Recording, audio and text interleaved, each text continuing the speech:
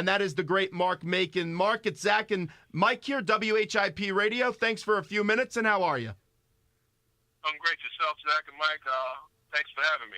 Well, thank you for coming on. And everyone remembers when you played here at Temple University. And, of course, Mike and myself, we weren't even alive yet. But through YouTube and all that stuff, everyone tells us about that 87 to 88 team that went to the Elite Eight, was 32-2, and lost to Duke. As a person that was a part of that team, just tell us two young guys what stands out to you after all these years about that team. Well, for me, it's that we had veterans. We had guys who had been there before. I was a rookie, being a kid coming from Saginaw, Michigan, in a big city like Philadelphia, on a team with guys who understood how to play the basketball game. And all I had to do was learn and do my job, and that's what they let me do. They allowed me to do that, as well as Coach Cheney and the coaching staff. So why did you end up at Temple University? Because it's not every day that we see a kid from Michigan elect to come to Philadelphia. And I also know Coach Cheney had some hard early morning practices that may be not want a lot of kids that are young at that age to come here to Temple because of that. Well, they were recruiting my teammate in high school. We had never been separated, and Coach Cheney came down to talk at one of our summer clinics, and I just decided, after listening to him, that's where I wanted to go, because it was teaching basketball. And so I asked my teammate if it was okay for me to come to school with him, because, again, we had never been separated, and all our success had been together. And he agreed, and my high school coach then contacted Coach Cheney and told them that I wanted to possibly come to Temple, and that's it from there. These former John Cheney players just adore Coach, and the fan base still has this fascination with him. Your team got honored a few weeks ago when Temple was playing at the Liacouras Center, and it was a great scene where John Cheney got up, got a standing ovation. No one gets a standing ovation at Temple University like John Cheney. You walk into the Liacouras Center, and Coach now has a statue of himself. I'm just wondering, as a guy that didn't get to really see John Cheney coach that much, just describe what it was like to play for Coach Cheney and what he taught you. Well, it was more teaching life through basketball. He had a fire inside of him, and he still has, that's unbeknown to a lot of people who don't know him. But a lot of coaches have the same kind of fire, a fire to get kids to be young men, then move on to be men, to teach them the right way, not only to play the basketball game, but the right way to play in life. And he just had such a passion for that. He loved all of his players. You know, you might not have got that all the time, but you knew it after the game was over and after your career in college was over. We're talking to former Temple basketball standout in Mark Macon. And Mark, I know you mentioned that you're from Saginaw, Michigan. So with that being said, did you catch any of the Michigan-Tulsa game last night? I imagine you have some friends and family who still keep tabs on the Wolverines. No, you know what, I didn't, but I taped it. I was at the Monmouth game. I went to see Monmouth play Bucknell. Coach, that's one of Coach Cheney's favorite teams this year, the Monmouth team, and I went to see them play in person for the first time, and I really enjoyed that game. But I taped the Michigan game, and I will watch it. I will watch it today. Probably not till later on tonight after all the other NCAA games are going off, because I'm gonna watch all those games today. I'm actually going to get me some snacks so I can snack throughout the day watching those basketball games, these first games coming up today. Wait, you're telling me, Mark Macon, that John Cheney likes this Monmouth team, especially the way they celebrate on that bench? You know what? He loves them. And I'm not telling you anything that I just heard weeks ago. He said this at the beginning of the season when he first saw them play, that he loved the way they played. He loved their guard play because they played with this new pace, and they were very feisty. And I saw that yesterday, watching those guys play. Would he have loved the bench? No, he wouldn't. but that was in his day and age. Times have changed now, and those guys actually do a great job being teammates. And he loved that about anybody. You know, we were never selfish teammates. You always had guys that were always cheering on the other guys, even if they didn't get a chance to play. And that's important. That's very important because they keep the guys on the floor going because you might not be doing well. The coach might have got on your case, and those guys will lift you up when you come out the game. So they're great teammates. They really are. And I enjoyed watching them play last night. It was an up and down game. It was close at times, and then they kind of pulled away at the end. You know, this game now is about pace. It's about runs, and every team has 2 or 3 runs in them. It's just the team who gets the last run and ends up winning the game or having the final score be in their favor at the end of the game. Transitioning from NIT basketball back to the big dance, whenever the NCAA tournament comes around, everyone wants to make their comparisons. And when you look at this prestigious program that the Temple University Owls are, they like to compare players like Hal Lear, Khalif Wyatt, and you. And the reason they do that is because you 3 are in an elite category where you guys all had multiple 30-plus point games in the NCAA tournament. What does that mean to be in such an elite class? It means a lot, but it doesn't come without the other guys either. It doesn't come without the other guys because guys have to pass the ball. You know, guys have to set screens for you. So I give the accolades to my teammates, and I think those other guys would do the same. But I'm happy to be in any crowd of guys that are doing well or have done well. So talking about teammates and whatnot, you come to a couple Temple basketball practices. You see Aaron McKee a lot. You guys ever reminisce on the old days? You know what? I have been thinking. Though Aaron didn't play with me my first year, I mean, not my first year, but my last year in college, which was his first, Aaron was actually on 4 NCAA teams. He was actually on those teams. He was actually on my team. He was a Prop 48, but in 90-91, he was a part of that team, as well as Eddie Jones. They were a part of that team. So when we got honored in our 25th year anniversary a few weeks ago, those guys should have been honored as well. Though they weren't on the team per se because of Prop 48, they were a part of that team. And do we reminisce? We never got a chance to play together in college. We trained together and we did those things. But we reminisce about playing and about the differences in the guys of today and yesterday. The guys of today are much better from a standpoint of athleticism. They're taller. They do a whole lot of different things. But the game has changed so much to whereas, you know, we talk about that and how guys do different things. And we've seen over the years with Aaron McKee being on the staff, and Fran has a few more former Temple guys on his staff as well, and you're always at the practice facility. How much does that mean that even though you've graduated so many years ago and moved on from Temple University, that you still are able to come back and be a part of this program in some capacity?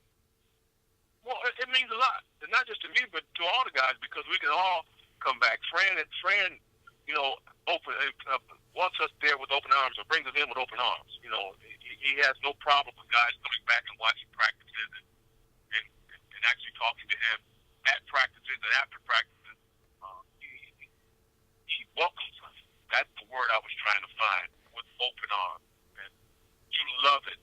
And I think it's great for Temple. I think it's great for marketing. I was talking about that the other day, that it's great that guys can come back and be seen by guys or potential students and their families that watch TV and say, well, listen, those guys come back to watch their team play. That's a place I would like to go to school at because they're visible. And I can be visible as well.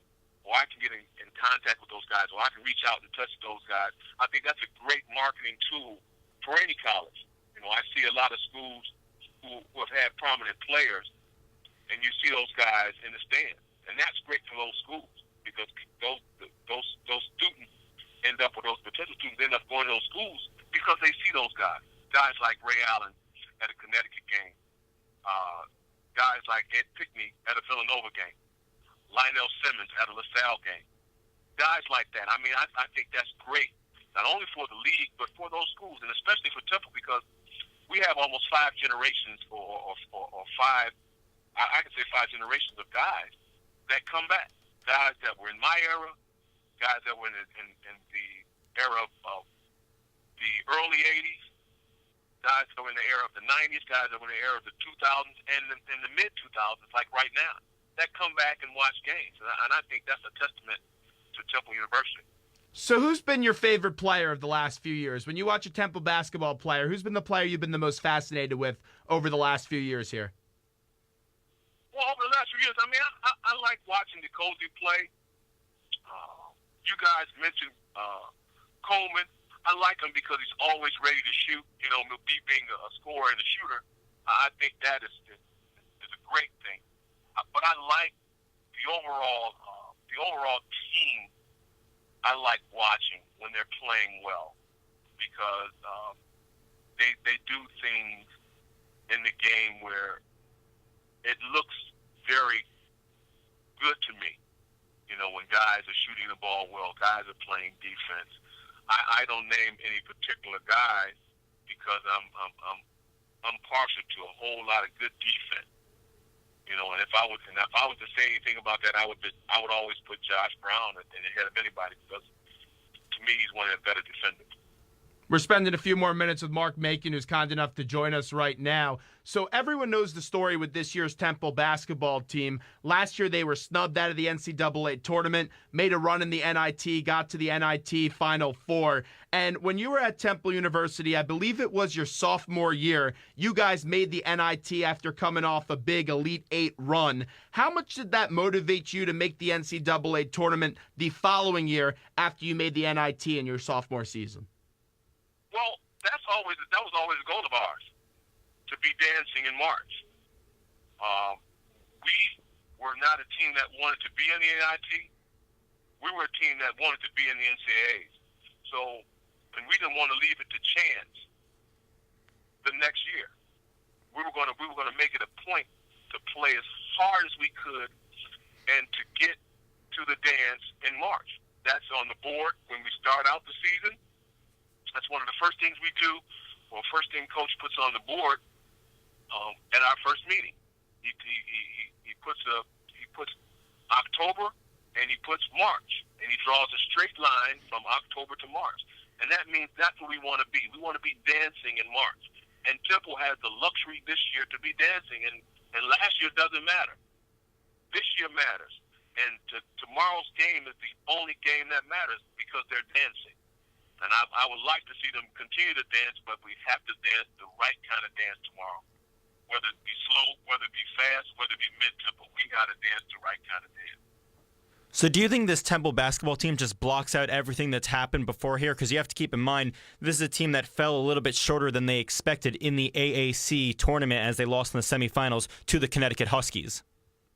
I can have my own opinion in saying yes. They should block out anything and everything. Because the only thing that matters is tomorrow's game. You can't think about what happened yesterday. You can't think about what happened last week in the tournament. You can't worry about that. The only thing that matters is tomorrow's game. But everybody can't do that. Everybody can't block out those things because just like you're talking to me now, people are talking to them as well. You know, you have the media bringing up last year, bringing up the AAC tournament where they were, you know, they were the number 1 seed, and then they ended up losing. They ended up losing to a great team who's actually blossoming right now. You can't worry about that. You worry about the teams that were dancing. Our league got at least 4 teams in. That's what you worry about. You worry about the success of the league per se after the season is done. You have to worry about what you can take care of now, and that's tomorrow. That's the only thing you have to worry about. Nothing else. So when it comes to tomorrow, what must Temple do in order to beat Iowa, in your opinion? Excuse me. They must play together. They must communicate. They must make stops. And they must score more than the other team. Doesn't that sound simple? They must score more than the other team. That's all that matters. Doesn't matter by how many points. You don't have to win by 10. You only have to win by 1. Hey. They must have more than the other team. And Iowa is a good team. Don't get me wrong. They're a Big Ten team. They come to tomorrow's game with a Big Ten tradition, just as the AAC comes with a tradition. That's why we have you on for this hard-hitting analysis. Just score more than the other team. But final one here before we let Mark Macon run. We had Kevin Nagandi on earlier in the week to talk a little Temple basketball, and Kevin's now a big anchor at SportsCenter. We asked him to share his favorite John Chaney story, and he told us about the time when he was a reporter for Temple, the news station, the newspaper station, that he went out to practice, and Coach Chaney sat him down for 3 hours, and they talked about life. And Coach Chaney was saying how he loved Indian food, and Kevin's mother brought Coach Chaney some really delicious Indian food. Just being so close to John Chaney after all these years, give me Mark Macon's best John Chaney story. Well, you know what? I have so many. My story of Coach is just being in the office, talking life. But my craziest story is I'm walking from working out one night in the summer, and this guy just pops up on me in a BMW, rolls his window down, and just starts talking as I'm walking, coming up. And lo and behold, it's him. and he's talking about cleaning, cooking, and sewing. Interesting. He's not talking about me. He's not talking about basketball at all. He's talking about being able to clean, being able to cook, and being able to sew. Imagine that. We're talking about life. We're not talking about basketball. I sound like one of my favorite players of all time, Allen Iverson. You know, we're talking about sewing, cooking, and cleaning, not basketball. I mean, but that's who he is, and he just popped up on campus now. Don't get me wrong. This is in a time where there wasn't any cell phones, there wasn't any beepers and pages and things of that nature.